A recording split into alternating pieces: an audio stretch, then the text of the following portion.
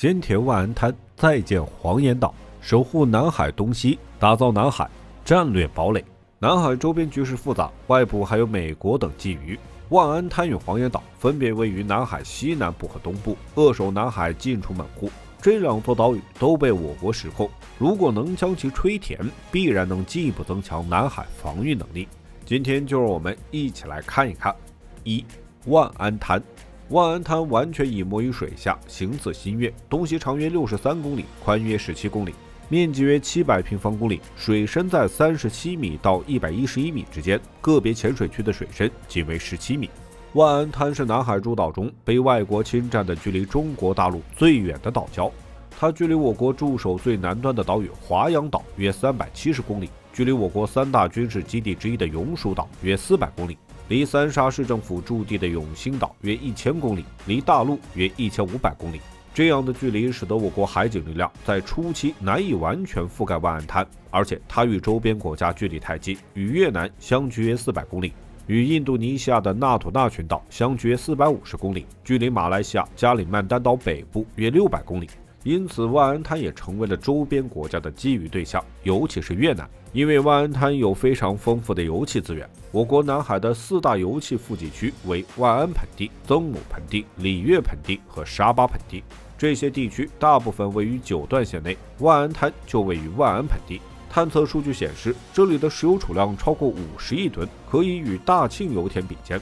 如果对这里的石油资源进行开采，每年的开采量控制在5000万吨，那么可以连续开采100年。此外，万安盆地还有数万亿立方米的天然气，越南已经在万安滩附近进行了长时间盗采，凭借这些石油，越南一跃成为海上石油大国。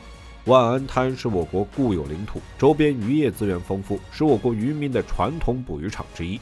民国时期，中国国内混乱，对万安滩无力管辖。新中国成立之后，将万安滩的开发提上日程。1992年，我国与美国合作了万安北21项目，共同勘探万安滩的油气资源。但是这一举措引起了越南的不满，越南宣称万安滩位于越南大陆架上，是越南的领土。在中美派遣科考船进行勘探时，越南派出舰艇进行骚扰，甚至在舰艇之上持枪威胁科考人员。为了保证船上美国专家的安全和中美之间的关系，我国下令科考船撤退。此后，我国与越南在万安滩附近爆发多次冲突。2. 黄岩岛。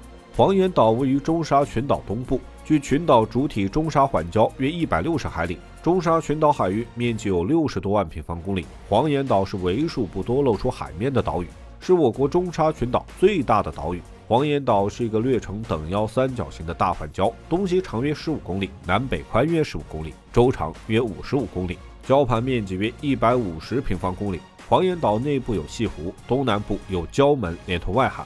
礁门水道水深9至11米，宽360至400米，可以通过中型渔船和小型舰艇进入西湖，就是南沙罕见的大型天然良港，战略价值极高。从地图上看，黄岩岛位于南海中部偏东的位置，与马来西亚、菲律宾比较靠近。该岛距离菲律宾的首都马尼拉约345千米，与吕宋岛相距约230千米，是南海岛礁中距离菲律宾最近的一个。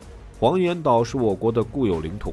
元朝时，忽必烈派天文学家郭守敬进行四海检测，南海的测量点就在黄岩岛。自此，历代中国政府出版的官方地图中，黄岩岛都位于版图内，由中国广东省或海南省管辖。1990年，我国在黄岩岛设立标志。1992年，在黄岩岛升起了第一面5星红旗。在这之前，国际社会对中国拥有黄岩岛主权从未提出任何异议，所以黄岩岛不存在主权之争。但1992年后，菲律宾屡次挑起事端，更是在1998年派兵占领黄岩岛，驱赶我国正常作业的渔船。直到2012年黄岩岛事件爆发，我国趁机夺回黄岩岛控制权。3. 万安滩和黄岩岛的重要性。从地图上看，黄岩岛和万安滩都距离9段线不远，是南海的东部和南部门户，同时也是我国军事覆盖欠缺的区域。如果能将它们吹填并进行相应建设，那么南海内部由美济岛、朱碧岛、永暑岛形成的铁三角，外部由永兴岛、万安滩、黄岩岛构成的防线，整个南海的范围都能覆盖进来。周边越南、菲律宾、马来西亚等国的动向也能一目了然，进一步阻止其向南海非法扩张。将来我国无论是在南海进行科研还是巡逻工作，都有了更加有力的保障。而且黄岩岛与万安滩附近都有丰富的油气资源，对这里进行吹填，也能保障我国在南海的资源权益，防止越南等国的盗采，为我国能源安全提供一份新的保障。同时，黄岩岛和万安滩周边都是南海重要航道。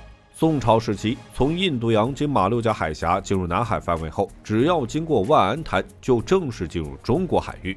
因此，一直有一种说法，谁掌握了万安滩，谁就掌握了南沙南部海域。由此可见，万安滩在南海的枢纽和门户价值。而黄岩岛附近海域则覆盖着我国通往国外的39条航线。建设黄岩岛和万安滩，南海也能增加新的补给站，对南海航运安全和秩序的维护起到重要作用。同时，美国在菲律宾建设了多个军事基地，经常派遣军舰到黄海进行自由航行。黄岩岛吹填后，能对美军行动起到更好的监视作用。